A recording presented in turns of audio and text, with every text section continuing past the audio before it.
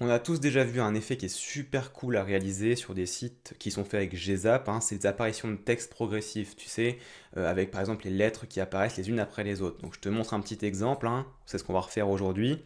Voilà, donc c'est ce qu'on va faire. Voilà, ce petit titre comme ça qui apparaît de manière progressive. Donc pour faire ça, on va faire un petit peu de code. Mais promis, tu verras, c'est pas très compliqué à réaliser. Donc déjà, avant de s'attaquer à ce tout petit bout de code, on a quelques prérequis à faire.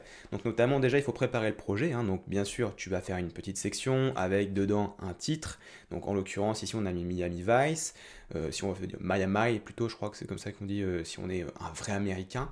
Et tu vas simplement lui mettre une classe, on a mis Hero Heading, et tu vas isoler chaque lettre dans des spans. Pour faire ça, tu sélectionnes les lettres, tu cliques sur le petit pinceau, et ce que tu fais, c'est que bien évidemment, tu vas venir ajouter une classe à ces différents spans, hein. Donc tu mets la même classe, notamment ici on a mis letter. Une fois que c'est terminé, ce qu'il va falloir faire, ensuite, hein, bien évidemment, c'est venir changer une petite propriété CSS à ce niveau-là pour que ça puisse fonctionner, c'est de passer donc les différents spans en display inline block, parce que par défaut c'est sur inline, mais tu ne peux pas animer des propriétés de transformation quand tu es sur inline. C'est pour ça qu'il faut mettre en inline block. Une fois que c'est fait, il faut installer GZAP, parce que c'est ce qu'on va utiliser. Donc GZAP, je le rappelle, librairie JavaScript qui permet de faire des animations plus ou moins complexes sur tes sites de manière optimisée. Donc pour l'installer, il faut mettre un petit bout de script au niveau du head qui est juste ici. Donc pour ça, tu peux aller sur la chaîne, on a fait une vidéo complète où on t'explique comment installer GZAP, hein, donc voilà. Et puis, pour faire notre petit bout de code, on va pas le faire directement dans Webflow, ici, hein. Là, on pourrait le faire ici, mais c'est pas très pratique. On va plutôt utiliser Slater ici. Donc voilà, je vais retirer ce petit bout de code, hein, histoire que tu ne le vois pas, tu n'as rien vu. Voilà, je vais sauvegarder. Comme ça, je vais te montrer que là, donc on est dans Slater, hein. Bien sûr il faut installer Slater sur son site, donc tu as un script aussi à installer qui est juste là.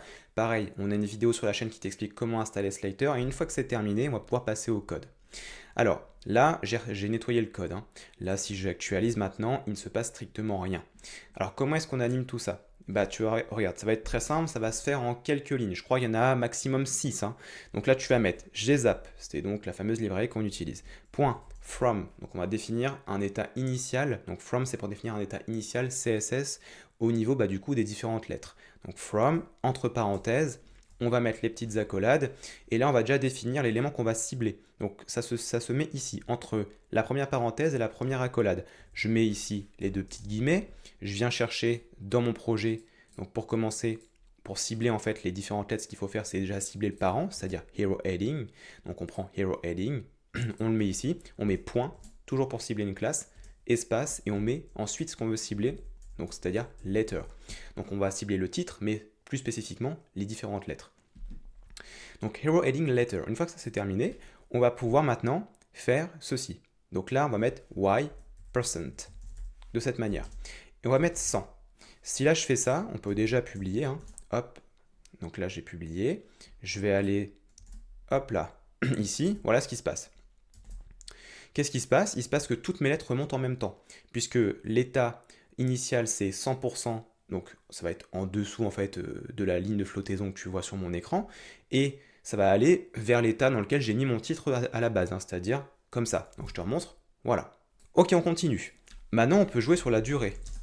Donc duration, on va pouvoir mettre ici par exemple une seconde. Donc bien sûr, toujours la petite virgule ici.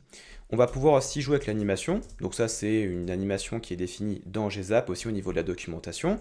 In, out par exemple. Hop. Là si je fais ça, voilà. Alors oui bien sûr, la petite virgule, pour oublier pour pas avoir d'erreur de syntaxe, on va mettre 2 secondes, hein, histoire de voir le temps changer. Hop, j'actualise.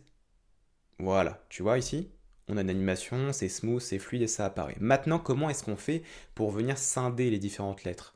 Et bien en fait, dans GZAP, on a une petite propriété qui s'appelle stagger. Tu vas mettre stagger à ce niveau-là, donc toujours bien sûr mettre la virgule ici, 2 points, et tu vas en fait définir un écart en secondes en fait entre l'apparition de chaque lettre. Donc ici, on va mettre un truc très très petit, donc comme par exemple 0.05, je vais ensuite publier. Donc là, je fais un raccourci, hein, je fais maj commande S, où je peux aller directement ici faire save to production. Une fois que c'est terminé, j'actualise, et là, effectivement, on voit le décalage se produire, comme tu peux le constater. Je peux l'accentuer, je peux aussi accélérer l'animation en mettant une seconde en durée, je peux venir mettre 0.08, et là, regarde, donc on va avoir un effet un peu plus prononcé, et plus rapide. Ok? Donc voilà du coup comment on fait pour réaliser ce genre d'animation. Tu vois, il n'y a pas plus de 6 lignes, hein, il me semble. Voilà, 6 lignes, hein, vraiment, j'avais raison pour le coup.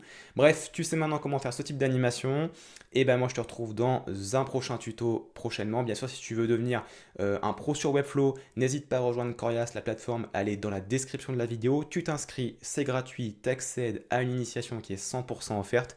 Et nous on se retrouve très bientôt. Allez, ciao!